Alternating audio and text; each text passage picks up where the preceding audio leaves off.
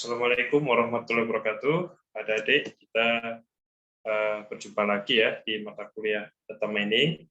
Shalawat serta salam semoga tercurahkan pada junjungan kita Habib Besar Muhammad Shallallahu Alaihi Wasallam, dan semoga kita mendapatkan ilmu yang bermanfaat di dalam video kita berkaitan dengan asosiasi ini. Ya.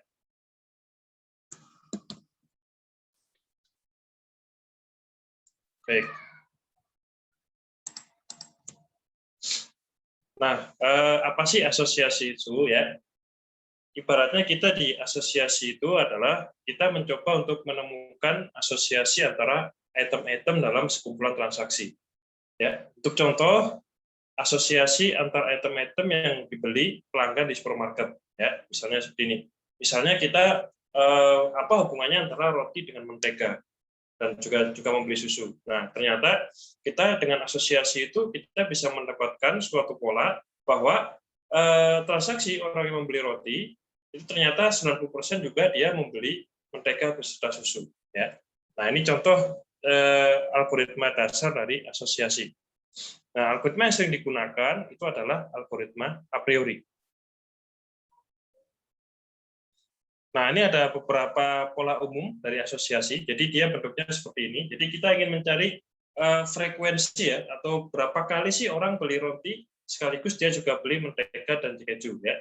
Nah, kalau seperti ini berarti berapa ketergantungan orang beli roti, tapi sekaligus dia juga punya pola setiap kali dia beli roti ternyata dia juga beli mentega sama keju ya. Atau juga seperti ini.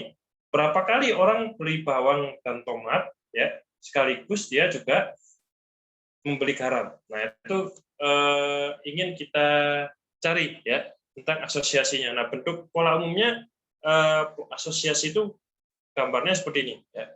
Cara notasi dalam melambangkannya, notasinya seperti ini ya. Baik.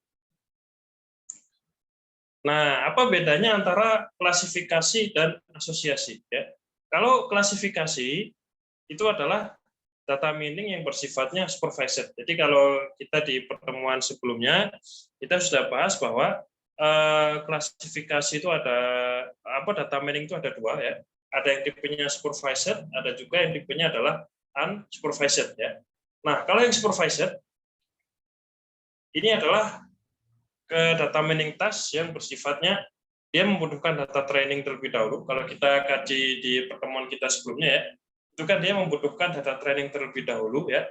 Lalu setelah data training ada, dia membentuk model, diuji errornya, lalu digunakan model yang tadi itu digunakan untuk prediksi kejadian selanjutnya. Jadi dia selalu supervised, didampingi oleh data training ya. Tanpa ada data training maka tidak terbentuk model. Itu adalah data mining yang sifatnya supervised. Tapi ada juga di sini tentang data mining yang sifatnya adalah unsupervised. Contohnya adalah asosiasi ya. Nah, asosiasi adalah data mining task yang unsupervised. Dia tidak membutuhkan data training, tapi data langsung diinput langsung lalu diolah untuk mendapatkan hasil. Nah, hasilnya itu yang kita kenal di sini dengan istilahnya adalah association rule ya, association rule seperti ini. Nah, ini contoh beberapa manfaat asosiasi. Makanya di sini saya gambarkan ada popok sama ada soft drink, Fanta ya, Coca-Cola dan lain-lain. Nah, ini hubungannya apa ya? Karena dengan menggunakan asosiasi ya, pihak pemasaran atau marketing misalnya saya ambil contoh pihak marketing, dia bisa membuat kebijakan pemasaran, misalnya kita bisa memberi diskon, bonus marketplace ya, stok pemasaran dan lain-lain. Contoh misalnya sebuah kasus di Amerika ya. Ternyata di Amerika sana itu dia menggunakan data mining untuk menganalisis pola pembelian lokal ya.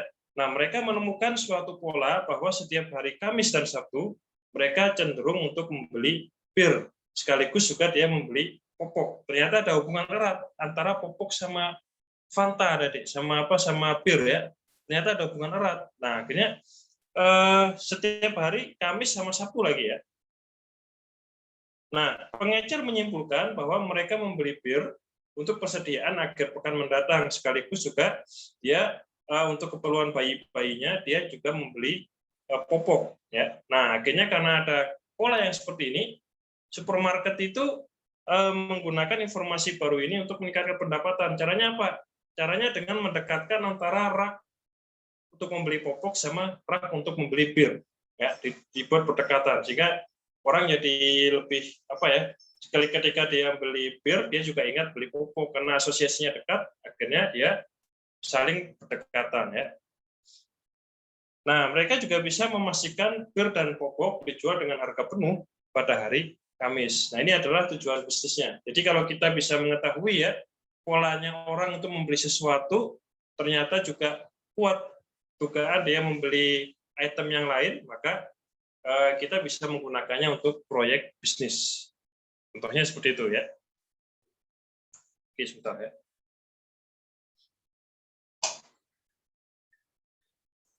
Nah, dalam asosiasi itu, adik-adik ya, kita kenal istilah dalam asosiasi itu adalah tentang support dan confidence ya. Nah, support itu apa? Support itu adalah presentase transaksi yang mengandung P dan Q dari total transaksi yang ada. Ya. Nah, kalau confidence itu adalah misalnya ada CD, P, Q, ya, maka dia itu adalah tentang presentasi transaksi yang mengandung P dan Q dengan total transaksi yang mengandung P saja. Ya, ini adalah dua konsep yang harus ada diketahui tentang asosiasi, yaitu tentang support dan confidence. Nah, selain support dan confidence, ada juga yang kita kenal dengan istilahnya adalah lift ratio. Ya. Nah, ini rumusnya seperti ini nanti akan saya contohkan di contoh soal ya. Lift ratio itu sangat dipentingkan karena lift ratio itu adalah sebuah angka rasio yang menunjukkan berapa banyak kemungkinan menemukan sebuah atribut yang muncul bersamaan dengan atribut lain dibandingkan dengan seluruh kejadian adanya atribut yang terpenuhi. Nah, ini contohnya, ini ada rumusnya seperti ini ya. Nanti kita akan kaitkan lagi di contoh soal ya. Nah, ini misalnya, ini ada sebuah contoh pola asosiasi ya tadi ya. Nah, di sini misalnya ada transaksi pemasaran seperti ini ya di sebuah supermarket. Lalu di sini kita menghitung frequent item set-nya atau berapa kali misalnya pola-pola itu muncul ya. Nah, misalnya di sini kita mau bikin menganalisa pola A membeli A sekaligus juga membeli C ya. Arahnya kan seperti ini. A ini antecedennya, ini koesidennya seperti ini. A sekaligus membeli C ya. Nah, supportnya berapa nih? A dan C ini di antara empat transaksi ini A dan C muncul berapa kali? 2 kali ya. Ini AC sama AC. Ya, nah makanya dia munculnya di sini menjadi 2 dibagi 4 jadinya berapa? 50%. Karena AC ini ya A sekaligus C dia keluar di sini sebanyak 2 kali dari 4 transaksi. Nah, makanya dia 2/4 jadinya dia 50%. Nah, ada juga yang dia sifatnya adalah confidence. Nah, kalau confidence itu adalah karena ini adalah yang jadi antecedennya adalah A, ya, maka di sini kita buat confidence-nya itu adalah tentang supportnya ini. Supportnya ini kan berarti 2 ya, 2 dibagi sama support hanya untuk A saja. Nah, kita hitung di sini berapa kemungkinan munculnya A di sini tadi. Kemungkinan munculnya A di sini berapa? 3 ya, 1, 2, 3. Nah, akhirnya di sini support AC-nya adalah 2 dibagi support A 3, artinya 2/3 akhirnya jadi 66,6%. Ya. Nah, kalau misalnya kita balik, hasilnya akan berbeda. Misalnya kita bagi antara C antecedennya C, ya, sedangkan di sini koesidennya adalah A. Kita balik ya. Nah, supportnya akan tetap memang ya. Supportnya akan tetap karena support itu hanya menghitung berapa kombinasi A dengan C ya. Kan ada 3 ya. 3 dari 4. 2 ya. Ini ada 2, AC sama AC yang di sini. 2 bagi 4 berapa tadi? 50% ya. Oke, ini 50%. Nah, bedanya ada di confidence. Kalau confidence itu terbalik ya. Dibalik ada di enggak sama dengan confidence yang A menuju C, tapi kalau C menuju A maka confidence-nya menjadi support A, C dibagi support dari C. Jadi kita dibagi dengan frequent item set dari yang C. Nah, misalnya di sini dia awalnya kan AC itu ada 2 kali kemungkinan muncul ya, 2 dibagi sama support C. C berapa kali muncul di sini tadi?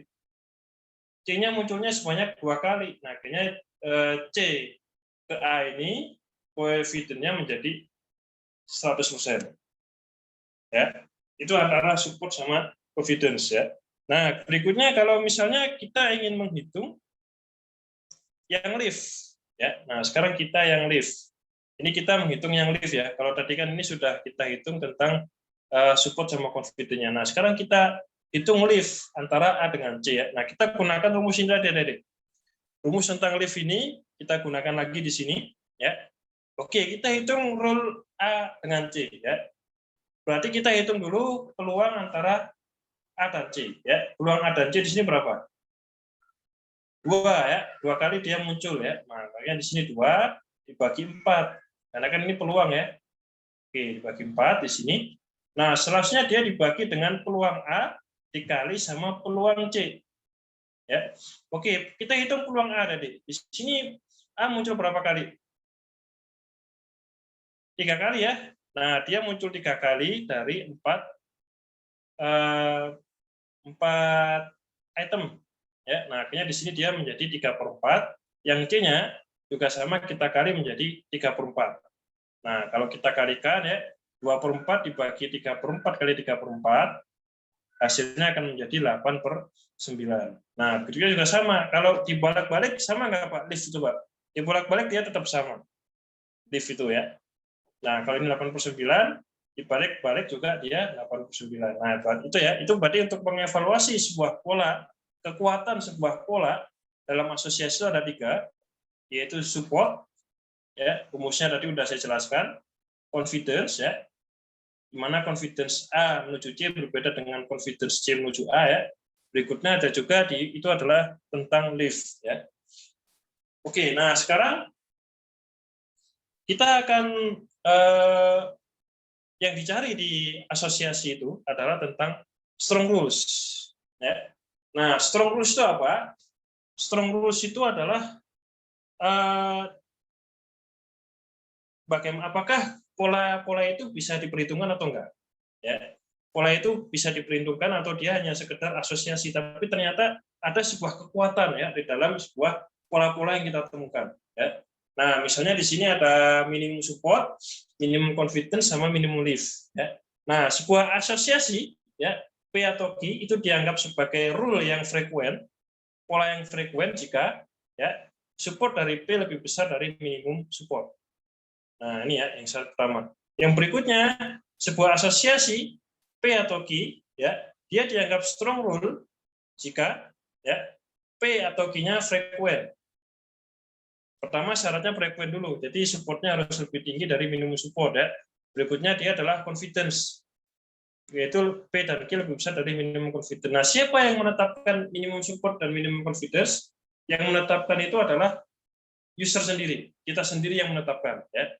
Kita misalnya ingin menguji kekuatan sebuah pola asosiasi misalnya di atas 0,75 ya. Nah, misalnya seperti itu. Nah, maka itu yang kita sebut dia itu sebagai kalau ada pola yang di atas 0,75 maka itu kita sebut sebagai strong rules ya. Kalaupun misalnya kita nggak besar-besar, misalnya kita sendiri yang menetapkan ya, saya ingin mencari sebuah pola asosiasi yang dia itu adalah lebih besar dari 0,4. Nah, akhirnya kalau misalnya ketemu minimum support, ya ketemu dengan rule yang punya support dan confidence lebih besar dari 0,4, maka itu kita sebut sebagai strong rules juga. Jadi yang menetapkan minimum support, minimum confidence itu adalah kita. Ya. Kalau sebuah pola lebih besar dari strong rules, ya, lebih besar dari minimum support sama minimum confidence, maka dia disebut sebagai pola yang kuat. Dan juga di sini ada syarat lain, yaitu minimum lift ratio-nya harus lebih besar dari 1. Ya, oke. Nah, ini kira-kira kalau misalnya saya tetepin ya, misalnya di sini saya tetepin bahwa minimum supportnya 50%. Nah, ini misalnya ya, minimum support 50%, minimum confidence 50%. Nah, ini berarti dia sudah strong rule ada di. Misalnya saya tetapin di sini ya, minimum supportnya 50%, minimum confidence-nya 50%. Nah, kalau misalnya setelah kita melakukan perhitungan tadi ya, supportnya 50%, confidence-nya 66,6%, maka ini disebut sebagai strong rule atau pola-pola yang bisa diperhitungkan untuk menjadi bahan pertimbangan pembuatan kebijakan. Ya, ini. support. Ini juga, ini bahkan lebih besar nih ya, confidence-nya 100%, justru lebih besar ini 50%. Nah, ini bisa disebut sebagai asosiasi yang bisa diperhitungkan. Tapi ternyata ya adik-adik, memang dia lebih besar minimum support-nya sama minimum confidence-nya melampaui ya, tapi ternyata dia lift-nya ini lebih besar dari 1 nggak? Enggak ya, ternyata lift-nya itu dia kurang dari 1. Nah, karena dia itu kurang dari 1, maka di sini dia belum bisa disebut sebagai strong rule ya. Syaratnya strong rule itu ini ya. Pertama, dia lebih besar dari minimum support, lebih besar dari minimum confidence, lalu dia lift-nya lebih besar dari 1. Nah, itu baru dia disebut sebagai strong rules. Oke, nah ini saya jelaskan aja ya tentang algoritma di data mining, ya, yaitu tentang algoritma a priori ya. Ini algoritma a priori itu mungkin daripada banyak teks di sini ya, saya lanjutkan ke contoh soal ya. Oke, ini contoh algoritma a priori ada ya. Saya jelaskan dulu algoritma a priori itu kita menghitung dulu tentang jumlah frekuen dari setiap setnya ya. Nanti setelah itu dia akan diseleksi lagi berdasarkan minimum confidence ya. Nah, ini misalnya di sini saya tetapin bahwa minimum confidence-nya yang kita inginkan adalah 3 ya. Nah, misalnya di sini ada beberapa huruf ya. Misalnya monkey, donkey, make, maki sama cookie ini. Nah, kita ingin mencari asosiasi antar item-item di dalam ini, di dalam barang yang dibeli ya. Misalnya ya, di sini. Nah, awalnya kita hitung dulu. Kita susun dulu, oh maaf, ini yang pakai contoh soalin aja ya. Nah, ini ada item pembelian, pena, roti mentega telur susu, ada 5 ID transaksi. Ya. Nah, lalu di sini misalnya setepin minimum support adalah 2. Ya. Oke, kita ke contoh soal yang pertama. Maaf ya, ini tadi intermezzo aja. Kita pakai soal yang ini aja ya. Nah, untuk item set hitung dan scan database untuk mendapatkan pola frekuen dari support. Nah, misalnya kita hitung di sini, misalnya roti ya, kita hitung roti di situ 4. Maksudnya apa 4? Maksudnya di antara 5 item ini, ternyata roti itu muncul sebanyak 4 kali. Nah, ini kan munculnya 4 kali ini. Oke, kita coba lagi nih, apa lagi? Yang mentega, ya, oke, yang mentega deh. Telur, ya. Kita coba telur. Telur itu dari 5 transaksi yang ada di sini, yang munculnya berapa kali ada di telur?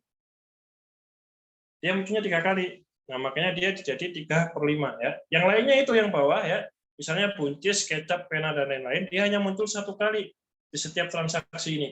Nah, makanya dia jadi 1/5 ya, kemunculannya hanya 1 dibagi 5 jadinya 20%. Nah, yang kuat ya, yang misalnya frekuensinya di atas, kalau tadi kan di sini saya tetapinnya minimumnya adalah 2 ya. Nah, kalau dia kuat, maka dia akhirnya di sini menjadi berapa nih? Kita saring sekarang ya, berapa yang item-item yang dia itu munculnya lebih dari 2. Mana aja? Berarti hanya roti, mentega, telur, susu, sama ya ini aja ya, 4 ini ya. Roti, mentega, telur, susu. Yang lainnya buncis, kecap, pena kita delete. Kenapa? Karena dia dari segi minimum support sudah tidak lolos. Ya, oke. Nah, berikutnya dia akan melakukan iterasi lagi adik ya. Kita sudah mendapatkan 4 item yang dia itu adalah item-item yang sangat kuat ya. Karena di atas kemunculannya di atas 4. Nah, sekarang kita kombinasikan. Kita kombinasikan menjadi setiap item yang kuat tadi menjadi 2 item set dengan 2 item. Ya, misalnya ini roti mentega, roti telur, roti susu, mentega telur, mentega susu, sama telur susu. Nah, kita kombinasikan. Ya, kombinasikan. Jadi tadi kan awalnya hanya 1, ya. Kita kombinasikan jadi 2 seperti ini. Nah, sekarang kita hitung adik. Misalnya saya ambil contoh aja roti mentega, ya. Berapa kali roti mentega, kombinasi roti mentega itu muncul di item ini? Berapa kali? 2 kali ya. Nah, ini kan roti mentega, oh enggak, 4 ya. Roti mentega yang ini, roti mentega yang berikutnya ini, roti mentega yang ada di sini, sama roti mentega yang ada di sini. Makanya dia jadi 80% ya. Kita coba yang lain, misalnya adalah telur susu ya. Kita hitung di sini telur susu. Berapa kali dia muncul dari 5 transaksi ini? Telur susu yang ada di sini ya, telur susu yang ada di sini, sama telur susu yang ada di sini. Jadi dia ada 3. Makanya dia jadi 3/5 jadi 60%. Nah, kita hitung lagi yang telur susu ada di. Maaf. Yang kombinasi lain misalnya saya ambil contoh roti telur ya. Oke, kita coba cari nih roti telur berapa kali muncul. 1 di sini ya, sama 1 di sini. Ini juga sama, roti telur mana lagi? Oke, 2 ya. Yaitu di ID transaksi 2 sama ID transaksi 5 telur susu. Nah, makanya dia di sini support point-nya jadi 2, supportnya jadi 80%, 40% sama 60%. Dibagi sama 5 kali transaksi yang ada di sini. Oke, nah kalau sudah, kita ke iterasi ketiga. Kita saring sekarang adik-adik. Mana di antara ini yang supportnya kurang dari 2? Nggak ada ya. Semuanya ternyata lebih besar dari 2, jadi nggak ada yang perlu kita hapus. Nah, berikutnya di iterasi yang ketiga, kita gabungkan. Jadi 3 item set. Yang ini kan baru 2 item set, kita gabungkan jadi 3 item set, yaitu roti mentega telur, roti mentega susu, sama mentega telur susu. Ya, kita hitung. Kalau di sini roti mentega telur munculnya berapa kali? Di item nomor 2 sama di item nomor 5. Nah, makanya dia jadi 40%. Coba hitung yang lain juga sama ya, roti mentega susu juga sama. Di sini dia muncul ya, berikutnya di item nomor 5. Oke, mentega telur susu juga sama. 40% juga ya. Nah, iterasi keempat, sekarang kita coba gabungkan antara setiap item set yang kuat tadi. Ternyata di nomor 3 ini ternyata semuanya lebih besar dari 20%. Ya, 40%. Nggak ada yang bisa dihapus. Nah, akhirnya kita coba yang kita kombinasikan menjadi 4 item set. Jadi kita bertahap dari 1, kita susun jadi 2, kita susun jadi 3, lalu yang terakhir kita susun jadi 4 ya. Makanya di situ ada roti, mentega, telur, sama susu ya, support cone-nya. Nah, akhirnya dia menjadi di sini 40% sama supportnya 2 ya. Karena di sini roti mentega telur susu kita hitung berapa kali dia muncul. 2 ya, roti mentega telur susu di sini poin nomor 2 sama roti mentega telur susu di nomor 5. Nah, akhirnya dia support cone-nya menjadi 2 ya. Oke. Nah, tidak ada lagi kombinasi yang bisa dibentuk untuk ke item set berikutnya karena sudah kita bentuk, sudah kita total ya, nggak ada lagi. Mau 5 misalnya jadi roti mentega kecap telur susu, ternyata kecap tadi apa? Kecap tadi nggak masuk ke item set ya. Nah, ini kan kecap sudah nggak ada nih. Nah, makanya hanya terbatas sampai pada ID transaksi yang keempat, yaitu roti mentega telur susu. Ya, oke. Nah, berikutnya karena nggak ada lagi ya, baru kita susun pola asosiasinya. Ya. Nah, ini aturan asosiatifnya. Setelah kita tahu roti mentega telur sampai ke bawah ini, kita susun ya. Nah, ini kan roti mentega telur tadi, misalnya saya ambil contoh ini ya. Roti mentega telur tadi asosiasinya berapa? Roti mentega telur 40% ya. Ya kan 40%. Dia dibandingkan sama yang susu. Nah, susu berapa supportnya? Susu supportnya adalah kalau yang satu dia 60% ya. Support cone 60%. Nah, seperti ini. 3. Nah, akhirnya karena itu tadi ya, berarti kalau kita hitung confidence-nya antara roti mentega telur menuju ke susu ya, maka dia itu akan menjadi 60% ini ya, 40%. Nah, berarti confidence-nya berarti gimana tadi confidence-nya? Confidence-nya adalah berarti kita 40% dibagi sama 60%. Kayaknya menjadi 66% ya. Berikutnya sama ke bawah nih. Susu mentega telur 40% ya. Oke, kita cocokkan. Susu mentega telur berapa? Susu mentega telur 40% ya. Oke, nah makanya di sini 40%. Support A-nya 80%. Nah, karena di sini yang jadi susu mentega telur itu jadi antecedent, yang ini jadi coincident-nya, maka 40% bagi 80 berapa? 50% ya. Oke, sampai ke bawah juga sama. Mentega tadi udah kita hitung 80% ya. Lalu yang di support A-nya 60%, maka akhirnya kita dapatin bahwa support A mentega sama telur 60% dibagi 80. Ya, berarti berapa? 75%. Nah, itu lanjut. Jadi kita sudah membentuk beberapa pola asosiatif yang sangat banyak seperti ini. Ya. Oke, itu tadi adalah algoritma a priori tadi. Secara faktual ya, tidak mungkin data pembelian item set hanya berjumlah 5 ya. Akan ada banyak. Bahkan sangat banyak ya. Nah, bagaimana ya jika a priori dengan data ribuan dihitung manual oleh manusia? Wah, itu bisa wow banget. Ya. Kalau tadi sih cuma 5 item set, itu aja mungkin ada yang udah bingung ya. Bagaimana kalau misalnya datanya ada ribuan ya? Saya ambil contoh data a priori lagi seperti ini ya tadi. Ya. Nah, ini misalnya minimum supportnya adalah 2. Ya, nah ini dihitung. Misalnya berapa yang munculnya 1, 2, 3, 4, 5, dibaca jadi satu item set dulu ya. 2, 3, 3, 1, 3. Nah, ini akhirnya karena 2 ya, yang 4 di delete. Nah, yang munculnya seperti ini, 2, 3, 3, 3, 3. Ya. Berikutnya kita kombinasikan. Ini tadi ya, yang sudah kuat ini, yang kuat kan hanya 1, 2, 3, dan 5 ya. Kita kombinasikan setiap item tadi. Nah, lalu setelah itu kita hitung frekuensi item setnya. 1, 2 ini misalnya hanya muncul 1 kali ya. Oke, misalnya 25. 25 itu munculnya berapa nih? 1 di sini sama 1 di sini sama 1 di sini. Ya, maka akhirnya dia munculnya kan sebanyak 3. Ya, oke. Nah, misalnya lalu kita saring mana nih yang kira-kira pola mana yang tidak sesuai dengan minimum support. Yaitu misalnya 1 dan 1 di sini ya. Akhirnya dia tersaring jadi 22, 32 ya. 13, 23, 25, 35. Yang ini yang 12 sama 15 kita hapus. Kenapa? Karena dia tidak minimum supportnya kurang dari 2 ya. Oke, nah berikutnya kita kombinasikan jadi 3 ya. 235 sama ternyata 235 itu count-nya 2 ya. Nah, yang munculnya di sini dia jadi 2. Nah, cuman di sini ya, kenapa nggak dilanjutin 1, 2, 3, 5? Karena sudah nggak bisa lagi ya. Karena yang di satunya ya, sini kan ada angka 1 ya. Angka 1 tadi sudah ke-delete. Yang tersisa hanya 2, 3, sama 5. Angka satunya udah ke-delete. Nah, ini munculnya hanya yang ada berapa pola yang bisa kita hasilkan yang kuat ya.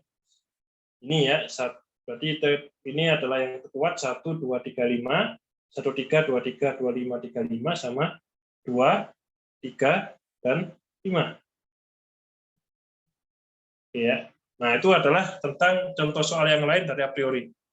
Nah, kita kembali ya. Kalau itu tadi hanya 5 sama 4 item set. Bagaimana kalau misalnya ada data ribuan dihitung manual oleh manusia? Wah, itu bisa wow banget. Misalnya ada puluhan ribu item set di mana? Di Giant. Ada 10.000 item set di Indomaret ya. Coba dihitung sama kalian, wah itu bisa bingung ya.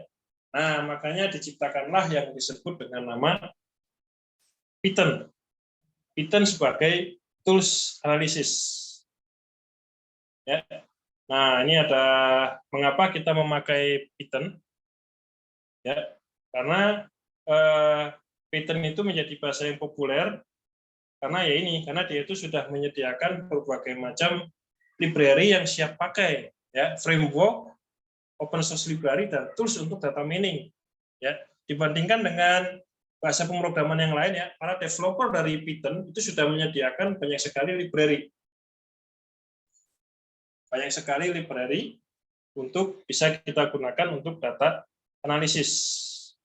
Nah, contoh library yang akan kita gunakan untuk a priori ini adalah a priori. Ya, namanya adalah library a priori. Ya. Oke.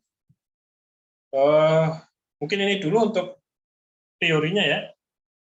Untuk teorinya ini dulu sebentar. Nanti kita lanjutkan ke praktek di video kedua. Nanti kita lanjutkan dengan praktek data mining-nya ya. Baik, saya tutup dulu untuk teorinya di video ini ya. Nanti setelah itu kita akan bahas prakteknya ya. Kita akan bikin aplikasi untuk Python ya, untuk apa nih untuk data analisis. Ya, oke, saya tutup dulu video keduanya. Assalamualaikum warahmatullahi wabarakatuh.